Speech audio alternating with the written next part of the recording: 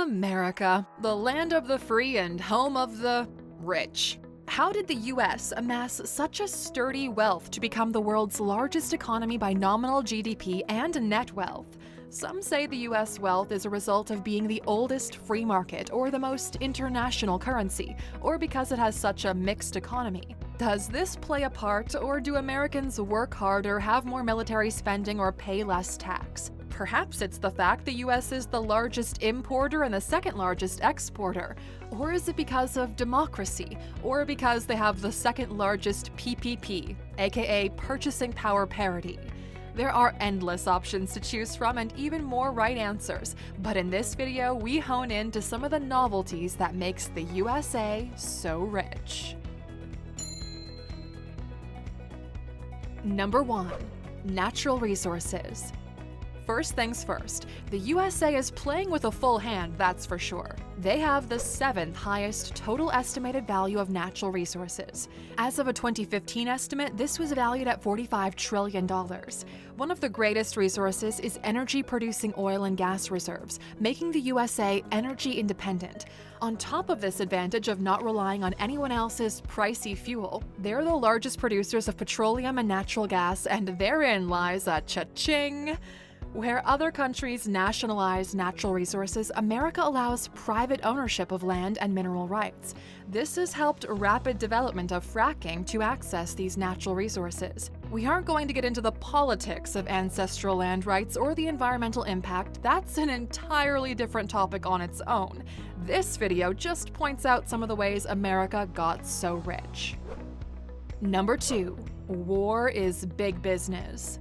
War is one of the oldest businesses of all times. Since caveman Ron opened up his first skull-clobbering chain store, people have been making money from the art of war. And nothing could be truer than for the USA. The US Department of Defense is the largest employer in the world, with 3.2 million employees as of 2015. So that adds a lot of employed consumers to the country with salaries to pay taxes from and to spend.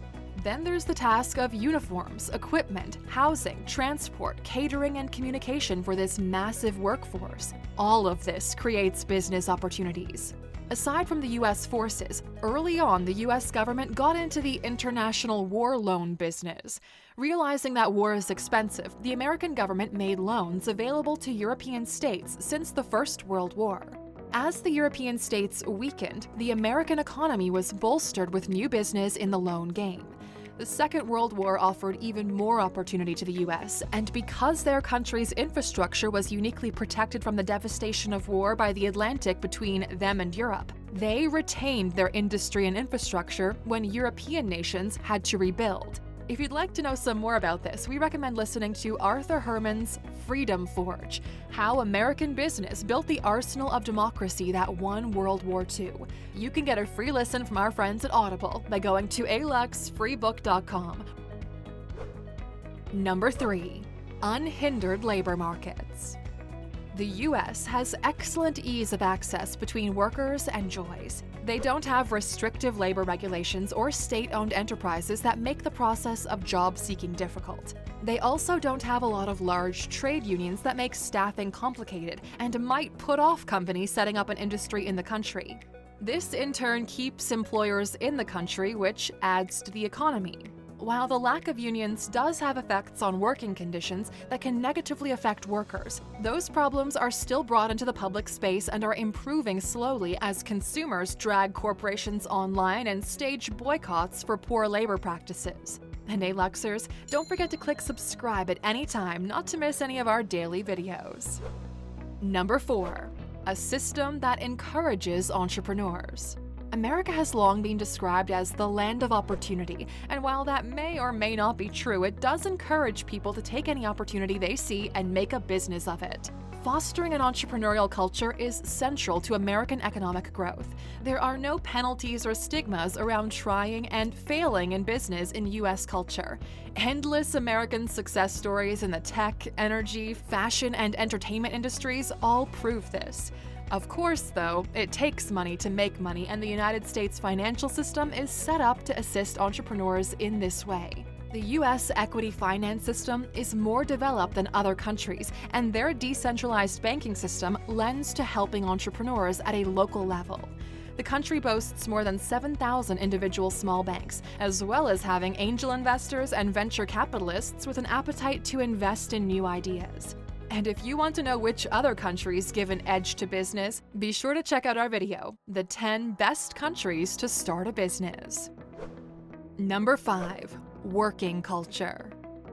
Despite excellent resources and other forms of income, you'd be surprised to know that 50% of the U.S. GDP comes from income tax. A working population is important to keeping the country rich. America has a culture of hard work and long hours. In Germany, the average person works 1,400 hours a year, where in the U.S., this figure is more like 1,800 hours annually. Yes, some Asian countries boast over 2,200 hours a year, you might say, but 1,800-ish is pretty high. The U.S. tax transfer system also encourages increased earnings instead of penalizing it, which is a big incentive for many.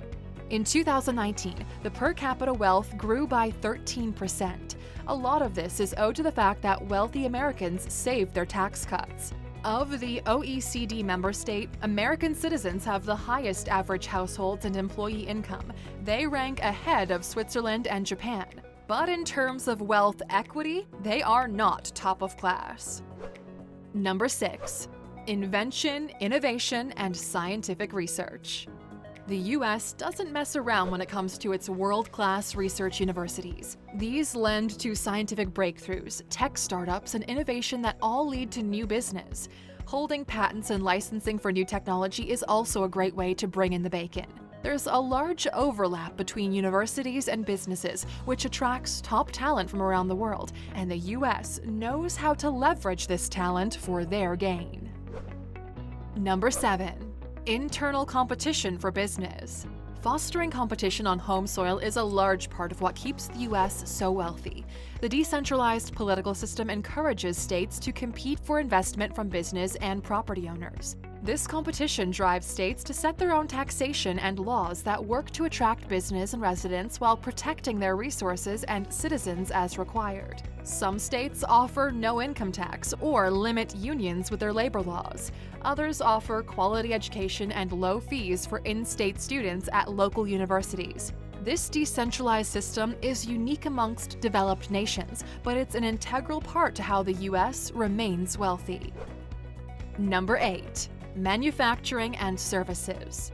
With all the business it drums up and the employment it creates, the U.S. has a huge population of consumers. Although there's a large discrepancy between the mega-rich and the low-income earners today, we're discussing the effect this general consumer power has toward making the U.S. so rich. Before exporting a single item, the U.S. has the largest internal market for goods and services trade. In 2018, combined U.S. trade totaled $4.2 trillion. What's more remarkable for a Western nation is that they're the second largest manufacturer in the world, so plenty of the goods consumed are U.S. brands. The U.S. manufactures a fifth of the global manufacturing output. Alright, Aluxers, with that said, it is impossible to cover everything in one video, so let us know down in the comments what you believe is the US's greatest economic advantage. We can't wait for you to join the conversation. Now, you stuck with us until the end, of course, you're getting a bonus. Does democracy play a part? The U.S. changes leadership between the Democrats and the Republicans every 4 to 8 years. Adam Davidson's article in The New Yorker explains that the Democrats promise to ensure the economic growth advantages everyone, not just the rich, while the Republicans believe that only they hold the key for economic growth. The truth is, they both play a part. It's the very fact they have a healthy democratic system that changes powers every few years that drives the consistent growth. What matters more than whether Trump or Obama is in power is general political stability, democratic rule of law, and a civil-led military with a bit of freedom of speech and movement thrown around for good measure. Neither party alone has the magic formula to build a superpower. In fact, it's what they have in common that's brought in all those dollars. Thanks for watching, Aluxers. We always appreciate your likes, and of course, remember to click subscribe for more videos every day.